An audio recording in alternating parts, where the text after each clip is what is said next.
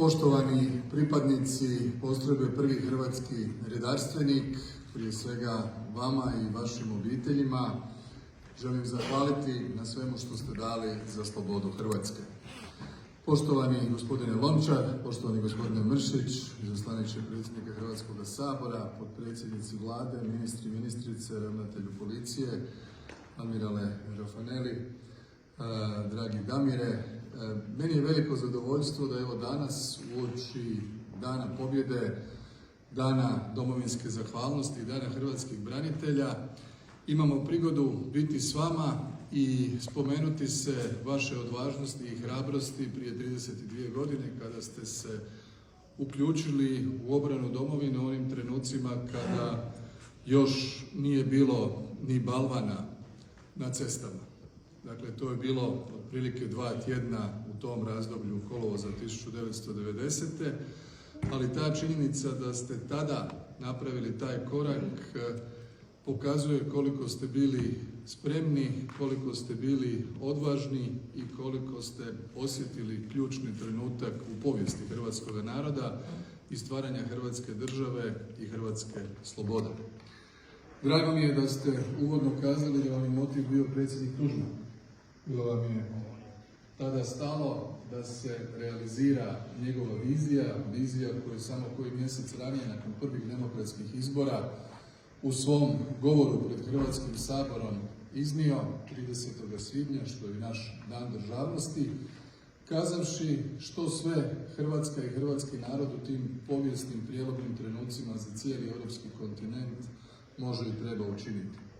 Nažalost, to se dogodilo u kontekstu velikosrpske Miloševićeve agresije, u kontekstu pobune i nije se dogodilo mirnim putem, nije se dogodilo na način kako su to imale prigodu učiniti došavši do demokracije i slobode druge zemlje srednje i istočne Europe. I stoga će upravo tih prvih 5 godina pa do kraja mirne reintegracije Hrvatskog Podunavlja, praktički 8 godina, biti jedinstvene u povijesti hrvatskog naroda. Od demokratskih promjena, težnje za slobodom, pa do nametnutoga rata i agresije, do enormnih žrtava i do pobjede zahvaljujući vama, ljudima iz kojih ne samo da su se regrutirali mladi ljudi, tada pripadnici hrvatske policije, nego praktički i sve i elitne postrojbe policije, ali i Zbor narodne garde i druge postrojbe hrvatske vojske.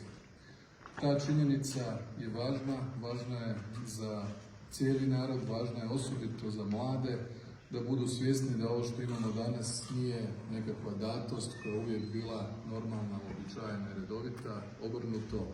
Ovo što imamo danas ostvareno u jednom ključnom trenutku kada se otvorila ta mogućnost da Hrvatska bude samostalna i slobodna, a vaš doprinos kao hrvatskih branitelja bio je zaista ključan i enorman.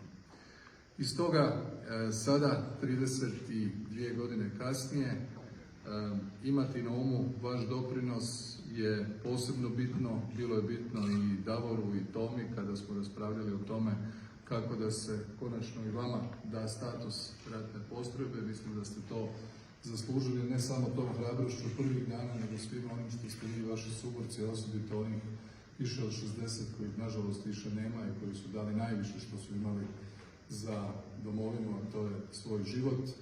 Danas trebamo se prisjetiti, uvažiti, vrednovati, prepoznati i njegovati.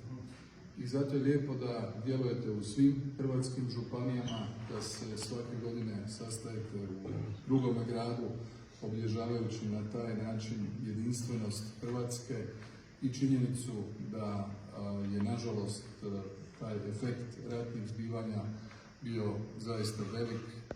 Ta ratom dotaknuta Hrvatska je ona koja je iznijela cijelu ovu našu bitku za slobodu i za demokraciju koju danas imamo.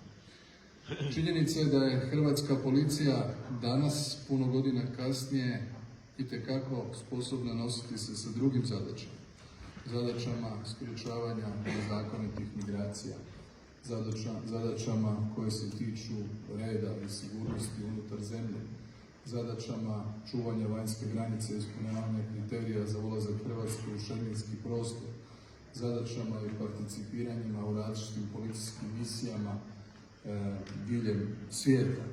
To govori da smo ustrojili vrlo snažnu policiju, da smo ustrojili snažnu hrvatsku vojsku, a da je temelj toga upravo doprinos ljudi poput vas, hrvatskih branitelja, o kojima vodimo računa, koje uvijek s poštovanjem i dignitetom stavljamo u hrvatskom društvu na ono mjesto na kojem trebaju biti.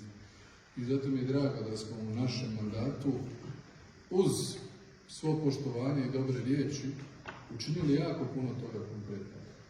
Donijeli smo jedinstveni zakon o pravima hrvatskih branitelja, zakon o nestalima, zakon o civilnim stradalnicima, popunili sve moguće praznine, nedorečenosti pa i greške u pozitivnim pravnim propisima koji su sada sasvim na drugoj razini.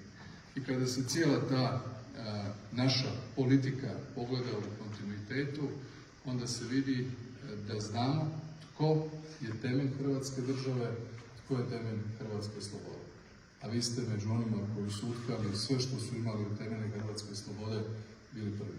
Iz toga od srca hvala i čestitam vam i Dan pobjede, i Dan hrvatskih branitelja, i Dan domovinske zahvalnosti i 32. obljetnicu vašeg osnivanja. Hvala vam.